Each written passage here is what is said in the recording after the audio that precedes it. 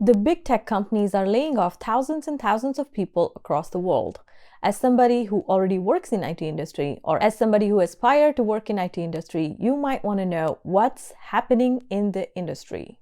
Meta has laid off 11,000 people. Amazon is planning to lay off 10,000 people. Cisco is laying off 4,000 people. Twitter has laid off 50% of its staff. Microsoft, Snapchat, Uber, Lyft, Stripe, you name it, these companies are laying people off. Let's find out why. According to this chart from Wall Street Journal, these companies have been growing at this rate, and these are the total number of employees they had before the pandemic.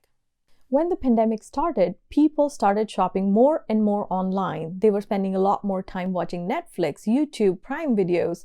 These companies started seeing massive growth, so they started hiring more people.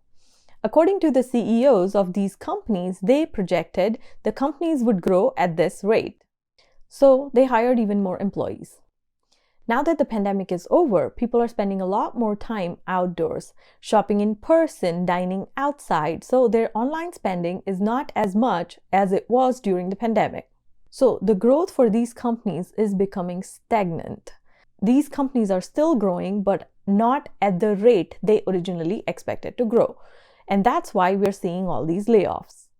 But even after the layoff, these companies are not shrinking back its size down to its pre-pandemic levels.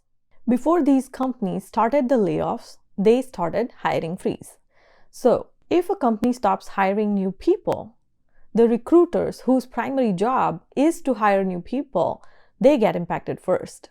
When companies get into the cost-cutting mode, there are two types of jobs that gets impacted first. First, research and development jobs.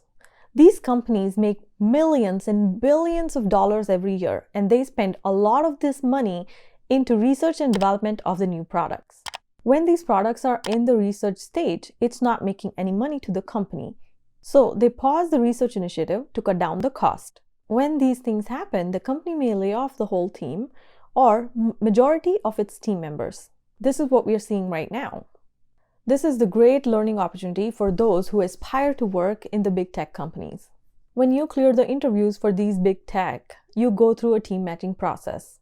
This is your chance to choose whether you want to be a part of the team that is making huge money for the company, meaning you have better security, versus the team who's working on this exciting new product that can eventually be a big success and bring you big bonus checks, or it can also fail and put you into the soup. There are pros and cons for both of these choices. There is no one right answer. Now coming back to the second type of jobs that gets impacted by the cost cutting, the jobs that can be easily automated. If the total number of employees reduces in a company, it means you need less number of HR people. Now how do we get through times like this? Well, it depends on your situation. Are you impacted by the layoffs or are you just worried? Either way, I have some thoughts on both of these situations.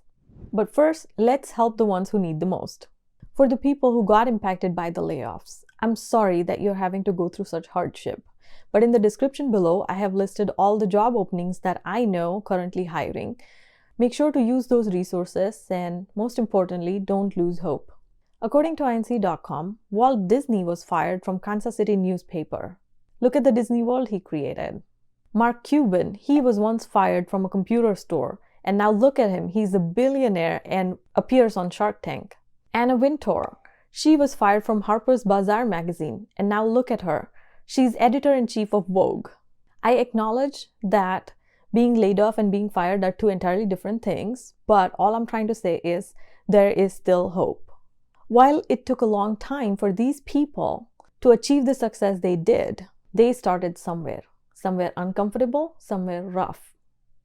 You can either find that next job for yourself, or you can pursue that idea that you always wanted to pursue and didn't have the courage to quit your job and create your own startup. There are tons of talented, smartest individuals out there looking for jobs. This might be your shot to create that next startup you always wanted to create. If you're worried about the funding for your startup, here are the two resources that I have added in the description below. I've never personally used either GoFundMe page or startengine.com. I'm just sharing what I know. If you're somebody who still have your job, but you're just worried because of the market condition, what can you do in this situation? First, let's find out what are the odds of it being you impacted by the future layoffs. Let's take Amazon for example. They have 330,000 corporate employees. And if they're cutting down 10,000, it's about 3% people. So statistically speaking, the odds of you being impacted in those 10,000 people are pretty low. Now it's up to you whether you want to look at that 3% chances of things going wrong or you want to look at the 97%. I highly recommend that you focus on that 97% and focus on producing the best work you can. So if you're feeling worried, anxious, or depressed, you won't be able to produce your best work. So cut down on news, be outdoors, listen to music, do meditation, do what works for you, and stay in the healthy state of mind so that you can produce the best work you can. Second thing, just as a precaution, you might want to cut down on all the unnecessary expenses and save a bunch of money. So in case something goes wrong, that liquidity always comes in handy. And third, polish up your resume. It never hurts. If you look at the big picture, the technology has been engraved in our life in a way that it's hard to imagine our lives without technology. These market situations are temporary. It will eventually get better. Not immediately, but eventually things will get better. For now, just focus on the things you can control and see you again later.